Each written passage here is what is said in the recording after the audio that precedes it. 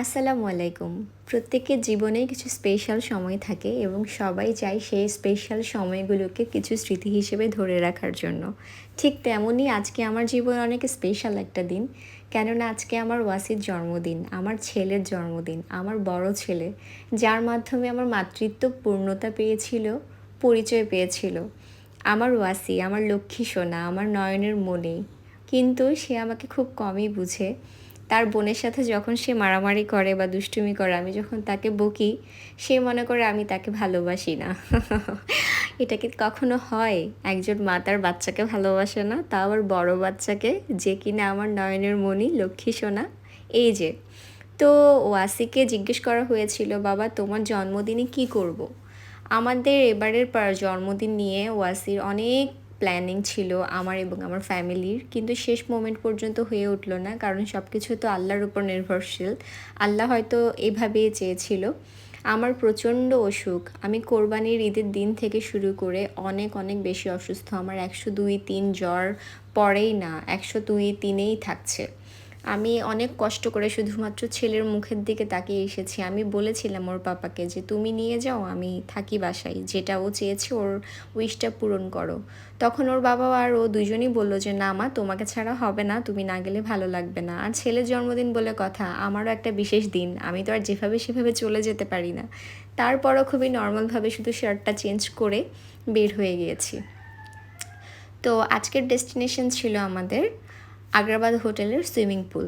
যেহেতু কোরবানিদের তৃতীয় দিন আজকে মাত্র, সবগুলো পুল বন্ধ। আমরা প্রথমে রেডিসন ব্লুতে গিয়েছিলাম, যেহেতু বিকাল 4টা হয়ে গিয়েছে, ওনারা বলছে এখন অ্যালাউ না, নতুন করে অ্যালাউ না, যারা ছিল তারা ছিল। তো আমরা দেন ওখান থেকে চলে আসছি এখানে, এটা আমাদের বাসার পাশেই, সাথেই বলতে গেলে। তো চিন্তা করলাম পুল সাইড ভিজিট করার পরে বাচ্চার সেফটি নির্ধারণ করে দেন চিন্তা করলাম খাবারটা অর্ডার করে দেই।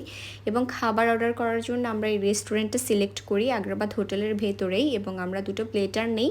যেহেতু আমার জ্বর, আমি খাবো না, আমি শুধু জুস অর্ডার করি আমার জন্য, এবং ওদের জন্য আমি প্লেটার অর্ডার করে দেই। দেন আমরা আমাদের পেমেন্টটা ক্লিয়ার করে, খাবারের পেমেন্টটা ক্লিয়ার করে আমরা আবার পুল সাইডে চলে যাই। পুল সাইডে গিয়ে ওয়াসির যে ওখানে ওয়াটার জ্যাকেট নিয়ে আসছিলো, এবং ওরা ওইখানে কিছু আর্মপিট প্রোভাইড করে। আর্মপিট বলতে হাতের কিছু, এই জিনিসটা ইয়েলো কালারের, এটা প্রোভাইড করে ওরা, এবং টায়ারগুলো ওখান থেকেই নেওয়া। দেন ওখানে দুটো বাচ্চা সুইমিং করছিল, ওরা মান্থলি হিসেবে ওখানে সুইমিং করে। এবং আমি ওয়াজিহাকে নিয়ে বসেছিলাম, যেহেতু আমার জ্বর, আমি পুলে নামবো না, আমি জাস্ট পাটা একটু ডুবিয়ে ওয়াজিহাকে 5-6 মিনিট বসিয়ে আমি নিয়ে উপরে চলে আসি। এবং আমি সর্বক্ষণ আমার স্কার্ফটাকে আমার দুটো কানে পেঁচিয়ে রাখি। জাস্ট ভিডিওটা করার সময় আমি বলেছি যে আমার ভাইকে নিয়ে, আমার ভাই বোন ওয়াসির জন্য একটা স্পেশাল কেক অর্ডার করেছিল ওর বার্থডে গিফট, এবং বার্থডে 2 দিন আগেই কিন্তু ওর নানা, নানু, ওর মামা ওকে আলাদা আলাদা করে গিফট দিয়ে দিয়েছে। ও যা যা চেয়েছে, ও চেয়েছিল রিমোট কন্ট্রোল গাড়ি, রিমোট কন্ট্রোল ড্রোন, অ্যান্ড হচ্ছে একটা রিমোট কন্ট্রোল হেলিকপ্টার, এবং প্রত্যেকেই ওকে আলাদা আলাদা করে গিফটগুলো বার্থডের জন্য দিয়ে দিয়েছে। এবার হচ্ছে বাবা মার পালা, বাবা মার কাছ থেকে কী চাও, যেহেতু পার্টিটা হচ্ছে না, কোরবানিদের সব কিছুই বন্ধ, এবং মাও খুব সিক, তুমি কী চাও? ও বললো যে মা, আমি সুইমিং পুলে যেতে চাই, এবং আজকের দিনটা আমি সারা দিন বেড়াতে চাই। তো ওর পাপা ওদিন কাজ ছিল, কোরবানিদের তৃতীয় দিন হলেও ওর পাপার সেকেন্ড ডে থেকেই কাজ স্টার্ট হয়ে গিয়েছিল, যেহেতু বন্দরের কাজ কখনোই বন্ধ থাকে না। তো দেন আমরা থার্ড ডেতে করলাম কি, বের হতে হতো ওর বাবার, যেহেতু আস্তে আস্তে 4টা বেজে গিয়েছে, আমরা তখন গিয়ে আর সারাদিন তো ঘুরতে পারিনি।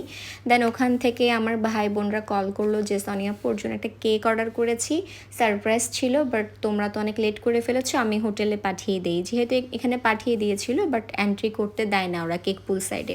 এই যে আমাদের খাবার চলে আসছে, আমার জন্য ম্যাঙ্গো জুস ছিল, নর্মাল ম্যাঙ্গো জুস, এবং ওর পাপার জন্য ঠান্ডা ছিল, এবং হচ্ছে দুইটা প্লেটার থেকে আমি শুধু চিকেন ফ্রাইটা খেয়েছি, আমি খেতে পারছিলাম না।